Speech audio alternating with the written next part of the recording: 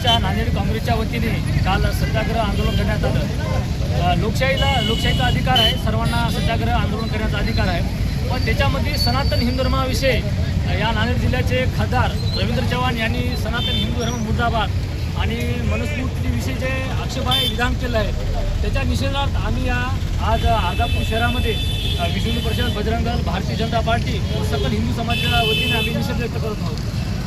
काँग्रेसला जन्मापासूनच हिंदू समाजाच्या विरोधामध्ये आतापर्यंत त्यांनी कडकारस्थान करून हिंदू समाजाला बदनाम करण्याचं कारस्थान केलेलं आहे। हिंदू समाजाला वारंवार अपमानित करण्याचं कारण त्याने हे केलेलं आहे, प्रयत्न केलेला आहे। देशाच्या धर्माच्या नावावर देशाची त्यांनी फाळणी केली। 26/11चा हल्ला जो केला, पाकिस्तानच्या संगनमताने राहून हिंदू समाजाला बदनाम करण्याचं सुद्धा काँग्रेसनं मोठं महापाप केलेलं आहे आणि काँग्रेस आजही करत आहे। रवींद्र चव्हाणांना माझं हेच म्हणणं आहे की तुमच्यासारखे स्वतःला दुरम खान राजकारणात समजणारे माणसं हिंदू समाजावर नावबोट ठेवायचे, पण आज या सनातन हिंदू धर्मानं मूठमातीताना माती चाललेली आहे। तुम्हाला येणारी लोकसभेमध्ये हा सकल हिंदू समाज, सनातन हिंदू समाज तुम्हाला माती चालल्याशिवाय राहणार नाही आणि त्याच्या वतीने सकल हिंदू समाजाच्या वतीने अर्धापुरातल्या आम्ही आज हा निषेध व्यक्त करतो।